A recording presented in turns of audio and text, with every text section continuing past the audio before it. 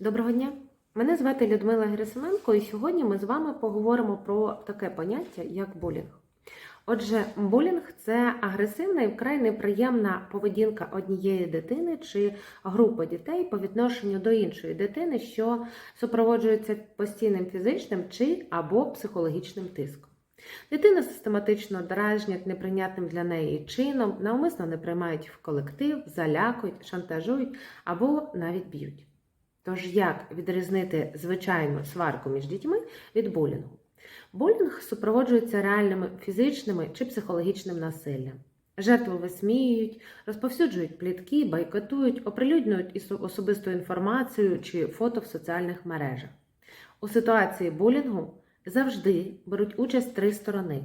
Той, хто переслідує, той, кого переслідують, і ті, хто за цим спостерігають.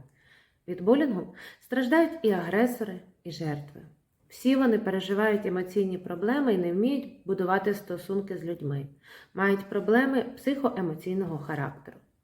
Вони потребуватимуть підтримки дорослих, які б допомогли їм розвинути здорові відношення з людьми не лише в школі, а й протягом всього їх подальшого життя. Тож, хто стає жертвою булінгу? Психологи визначають декілька основних аспектів, які притаманні жертвам булінгу. Це занижена самооцінка, навіть якщо дитина виявляє таку самооцінку через нарцисизм, надмірну відкритість чи зверхність. Також важливу роль відіграє домашня атмосфера. Дуже часто є сім'ї, в яких дітей ображають, б'ють чи знецінюють. Або де звикли дітей дуже жаліти. І в такому випадку дитина звикла отримувати більше уваги до себе, і швидше за все вона буде свідомо повторювати таку ситуацію і в школі. Також важлива атмосфера в класі. Буває так, що в класі вже є дитина-агресор. Вона свідомо шукає слабшого, використовує його як грушу для биття, вирівнюючи свій психологічний стан. Тож як зрозуміти, що дитина є жертвою булінгу? Діти, які страждають від булінгу, можуть не хотіти йти до школи, або ж можуть плакати, вигадати хворобу у шкільні дні. Вони не беруть участь у спільній класній діяльності чи соціальних заходах. Часто у дитини змінюється поведінка, вона усамітнюється, поводить себе незвичайно. Дитина починає губити гроші, приходить додому у порваному одязі чи з поламаними речами. Коли ви її запитуєте, що трапилось, дитина не пояснює, бо взагалі не йде на контакт. Може почати говорити про те, що кине школу, пропускає заходи, в яких приймають участь інші учні. Відсутність контакту з однолітками, немає друзів, не ведеться переписка в соцмережах, немає в кого запитати домашнє завдання тощо. Психосоматичні ознаки, часті хвороби, наприклад, ломота в тілі, болі в животі, вірусні інфекції, обмальовані руки або специфічні малюнки на полях у зошиті, бажання йти до школи іншою дорогою, аніж та, якою йдуть усі інші діти. Як допомогти собі, якщо вже стали жертвою булінгу? Спробуйте ігнорувати кривдника. Якщо є можливість, намагайте уникнути сварки. Робіть вигляд про те, що вам байдуже, що вам не цікаво, і йдіть геть. Така поведінка взагалі не свідчить про те, що ви боягуз, швидше навпаки, говорить про те, що ви маєте силу волі. Якщо ж склалася така ситуація, що ви не можете піти, то спробуйте використати гумор, це трохи розрядить ситуацію. Обов'язково старайтеся завжди стримувати свою злість і гнів, адже це саме те, чого домагається від вас кривдник. Говоріть спокійно, впевнено і покажіть свою силу духу. Про що варто сказати, це ніяким чином намагайтеся не вступати в бійку, бо кривдник тільки чекає приводу, щоб застосувати силу. І чим агресивніше ви будете реагувати, то більше шансів опинитися в загрозливій для вашої безпеки і здоров'я ситуації. І ще я б хотіла наголосити, не соромтеся обговорювати такі неприємні для вас ситуації з тими, кому ви довіряєте, з тими, хто може показати вам, як правильно і найлегше вийти з такої непростої для вас ситуації. Що робити батькам, якщо їх дитина стала жертвою булінгу? В першу чергу заспокойтесь і тільки після цього починайте розмову з дитиною. Дайте дитині відчути і зрозуміти, що ви поруч, що ви готові підтримати і допомогти, а також вислухати і захистити. Запевніть дитину в тому, що ви не звинувачуєте її в тому, що відбувається, і що вона може говорити з вами відверто. Але обов'язково не кричіть.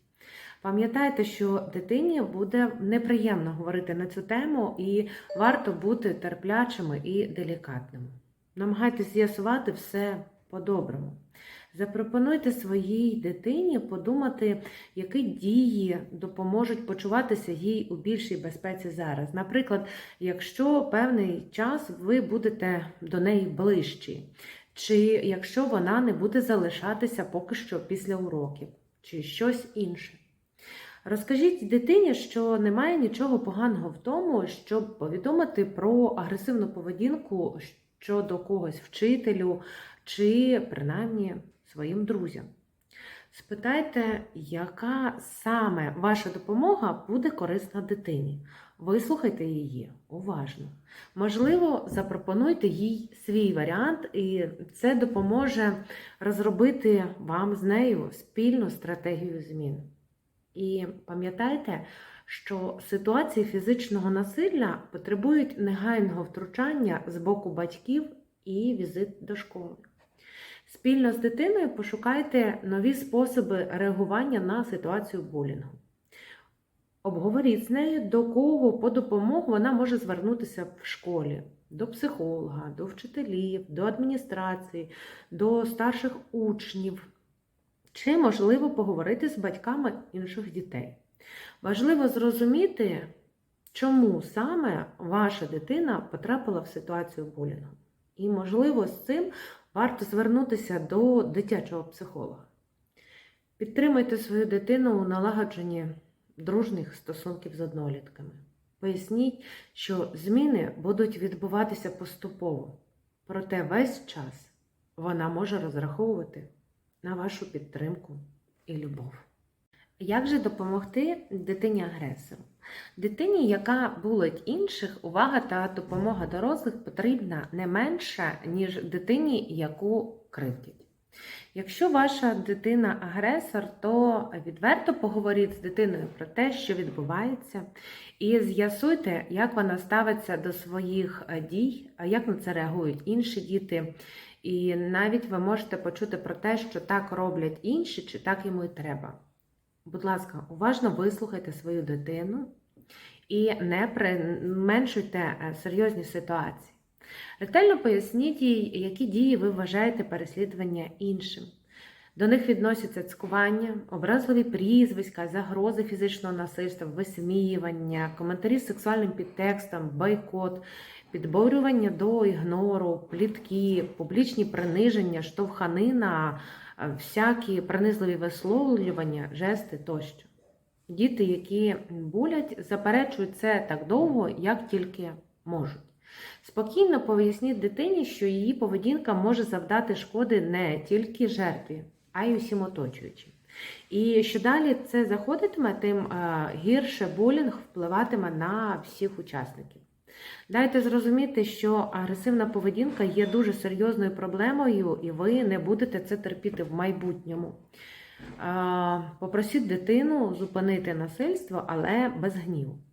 Скажіть дитині, що їй потрібна допомога, і тому ви тимчасово будете тримати зв'язок з учителем, щоб впевнити, що вона таки намагається якось змінити ситуацію.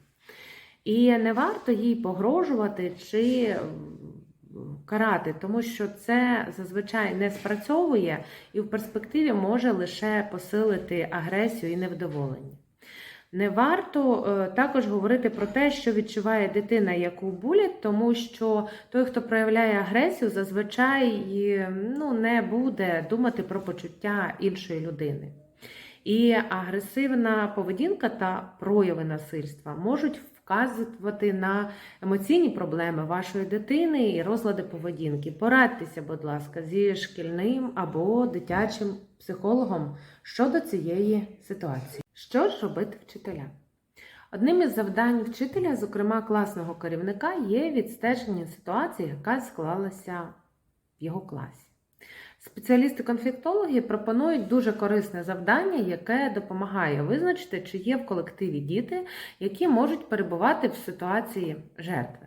Тож перед початком уроку попросіть кожну дитину написати на аркуші прізвища 4 дітей, з якими вона хоче сидіти поруч за партою, і також прізвище того, кого вона вважає своїм найкращим другом.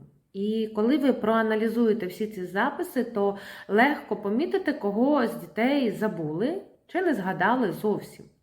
Цей метод має назву розстановка сил, і завдяки йому можна дослідити комунікацію в колективі і дізнатися, хто в класі жертва, хто агресор, хто є неформальним лідером, а від кого відвернулися однолітки. На які маркери цькування в класі варто звернути увагу вчителя чи класного керівника. Якщо в класі занадто підвищена емоційна атмосфера. Якщо ви помітили останнім часом, що коли заходите, учні припиняють розмовляти. Якщо ви спостерігаєте відокремлення окремих учнів від рештки класу. Якщо у класі сталося перегрупування, так скажімо, дружніх кіл. Якщо є кардинальна зміна поведінки окремої дитини, як то перегнічений стан, вона сумна, закрита, або навпаки занадто піднесена чи жвава. Якщо дитина часто хворіє або пропускає заняття, те, чого не ставалося до цього часу. Отож, якщо ви запідозрили якийсь негаразд у вашому класі, то варто одразу ж звернутися до шкільного психолога за допомогою. Також обов'язково повідомте дирекцію про те, що сталося, і про можливу ситуацію булінгу. Поговоріть з батьками. Також проведіть з класом бесіду щодо цькування в колективі. Але, що дуже важливо, привселюдно не називайте скривджену дитину жертвою, а її кривдника агресором. Бо це тільки підтвердить правоту ситуацію, ролі її учасників і дій. Куди звертатися? Якщо вам необхідна правова допомога, юридична консультація, складання заяв чи інших документів, то зверніться до єдиного контакт-центру безоплатної правової допомоги за номером 0800 213 103. Важливо, діти мають право безоплатно отримати послуги адвоката, складання заяв, представництво в суді. Якщо дитині необхідна психологічна допомога, зверніться на Національну дитячу гарячу лінію для дітей та батьків з питань захисту прав дітей за номером 116 111, цілодобово та безкоштовно в межах України. Сьогодні ми з вами торкнулися досить серйозної проблеми нашого суспільства і школи, зокрема. І ми маємо про це говорити, маємо не замовчувати проблеми, маємо діяти, не стояти осторонь. Нехай ваш день буде складатися лише з добрих справ.